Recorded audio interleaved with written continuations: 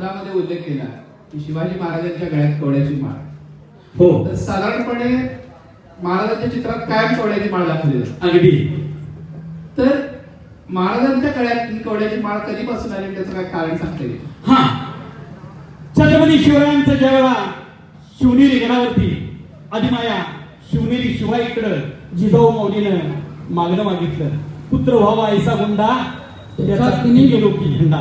आणि साक्षात त्या शिवनेरीच्या शिवाई मंदिरमध्ये साक्षात तुळजा भवानी त्या शिवाईच्या अवतारामध्ये त्या ठिकाणी गेली. आणि आई जगदंबेचं तुळजा भवानीचं लेणं म्हणजे 64 योगिनींची माळ. अर्थातच या योगिनी 64 कवड्याची माळ म्हणजे 64 योगिनी ज्यांच्या गळ्यामध्ये परिधान केली जाते.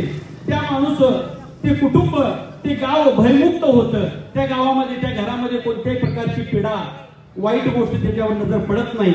आणि म्हणून ती आई जगदंबेनं, त्या जिजाऊ मातेनं ज्यावेळेला छत्रपती शिवरायांचा जन्म झाला आणि ज्यावेळेला पाळण्याचा जो सोहळा असतो आपल्याकडं, पाळण्यामध्ये त्या छत्रपती बारशामध्ये छत्रपती शिवरायांच्या गळ्यामध्ये आई भवानीची माळ घातली. आई भवानीला सांगितलं शिवनेरीला, आड्या अडचणीतून माझ्या पोटी हा पुत्र जन्माला, आता हिची सेवा तूच करायची आहे. आणि त्यावेळेपासून त्याच्या गळ्यामध्ये, छत्रपती शिवरायांच्या गळ्यामध्ये 64